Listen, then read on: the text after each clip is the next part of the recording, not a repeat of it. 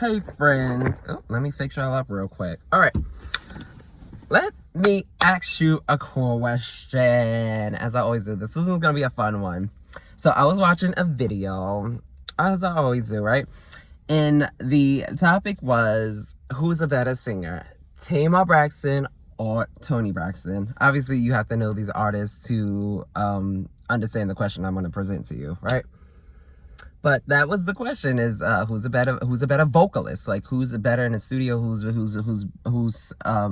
vocal abilities are better? Now, I've been hearing different things from different people. Obviously, some people are like, I like Toni because she's soulful. She knows how to storytell. The nostalgia feeling that when I get with Toni. Some people are saying Tamar because Tamar is very expressionative. You know, her vocal agility. She has a lot of range in her voice, right? Which is all great points to this little argument.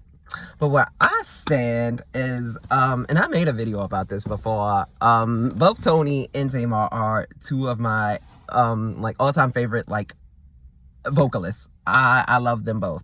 But I would never compare the two. I don't think I can put one above the other. First of all, because they're sisters, and we are not going to do that. We are not going to pit two beautiful black women against each other. That's not what we're going to do here, not on this channel. But also because they're two completely different artists, and they bring two completely different sounds to the table. They bring two completely different stories to the table. They bring two completely different views and perspectives to the air, right? So I was like, I do agree that, like, Toni, when I listen to Toni has that nice sultry, that nice soulful. She still does all her agility. Like, Toni is definitely agile. She will. Oh my goodness, there was this one part, friend. Oh my God, and we are not gonna forget Tracy Braxton, because this is the example I'm gonna bring. I think all the sisters can sing. They sing beautifully together. But there was this one riff that Tracy was mimicking Toni for when she was singing with their lifelong vocal coach. And she was like, can I do the Toni? Can I do the Toni? And the guy was like, yeah, do the Toni. And so she was like, God put a rainbow in the sky.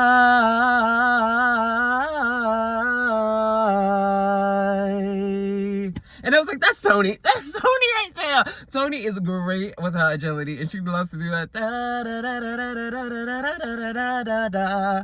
Love that. Toni brings nostalgia. She really does bring storytelling. She brings a sultry. She's a very, I'm trying to think of the word. Like, the way Toni sings, I feel that only Toni could do it, right? Only Toni could do it. But, however, I am currently, like, studying for, like, digital marketing. I love marketing because it is the ability to influence people, right? And marketing and branding go hand in hand. And if you are a singer, or even if you're not a singer, I'm going to put you on to a little bit of something. People become famous not because only of their talent. All right? I'm going to tell you this right now, friend. It's not just because they can sing the house down. Right? Talent, a lot of people have talent. You can learn how to sing. It's not that hard, right? I'm currently doing it myself. And usually when I go around and I sing my little songs, I do my little dippity bop bop in public, like, I do it because I was just like, don't get mad at me because I can do it. Because I was like, if you can speak, you can sing. I was like, you just don't want to sing. You just don't want to put in the work to learn how to sing, right? But I was like, anything I can do, you can do. Anything we can do, Beyonce can do. Anything Beyonce do, we can do, because it's all human. Like, we can all get the training to do it. It's not hard. What is hard, though, is the marketing and the branding. That's how famous people get famous. You can be famous with no talent, honey. Because the people behind you, the team behind you, knows how to put your story out there. They know what is going to resonate with the people that you want to resonate with. They know how to put your artistry on such a platform that your talent is not the main focus. Right? You could be off a couple of notes. You may not. You may be flat every show. There may be one note that you just could not hit for your life. How many artists do we know lip sync? Too many. How many artists do we know that get on stage and don't do a 10-step count for their dance choreography? A lot of them. Like, there are artists who do not have quote unquote talent. but the branding and the marketing is what gets people excited. And that is what I also love about Toni. Toni has such strong branding. She has such strong marketing that anytime I hear a Toni song, I immediately get that nostalgia feeling. I immediately go back to the late 90s, early 2000s. I immediately go back to songs that I should not have been singing when I was so young, because some of Toni's songs, honey, I should not have been singing. And you know the songs. You know the songs, friend. You know them. But yeah, the branding behind Toni, especially her with her producers as well, like the people who she makes music with, the producers, they have a completely different air than other artists, other producers that other artists may work with.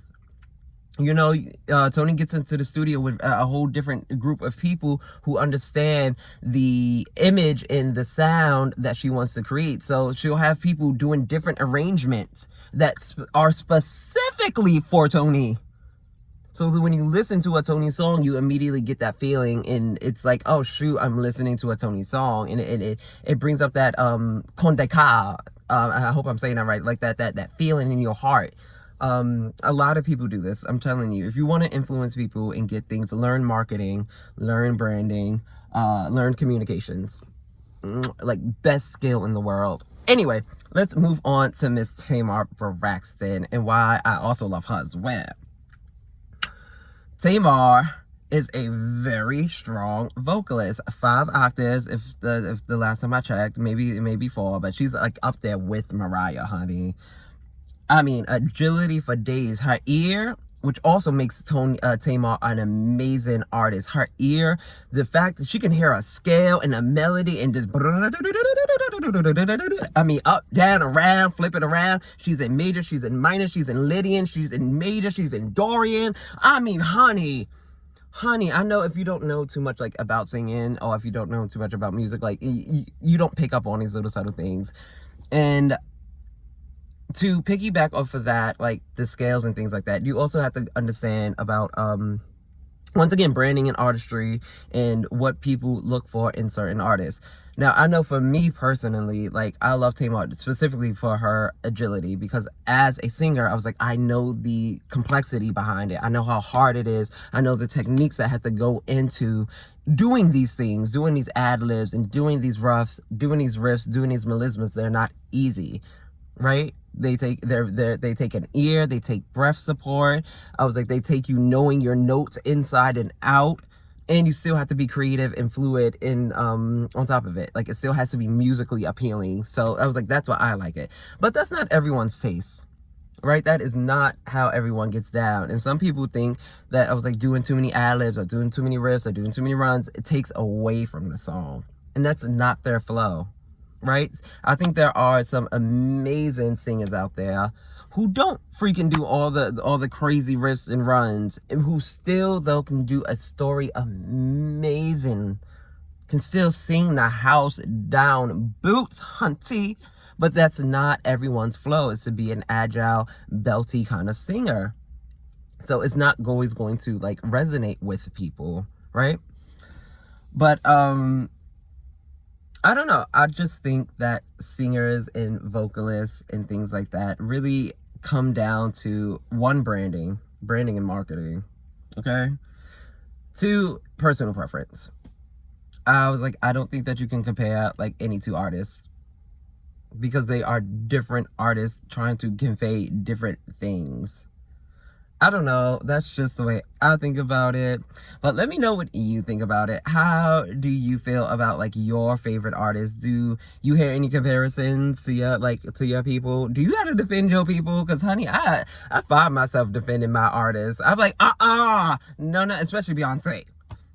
Girl, I will go down for some Beyonce. Don't you talk about my girl. But I get it. It's not everyone's cup of tea. But let me know, like, how you defend your artists, and what do you think about artists? Do you think it's about talent? Do you think it's about, like, the marketing and the branding behind it? Do you care if they can do all them ad-libs, riffs, and runs? Or do you just want, like, a nice tone? Something that brings you back to a certain feeling? Do you want that storytelling aspect in your singing? Let me know.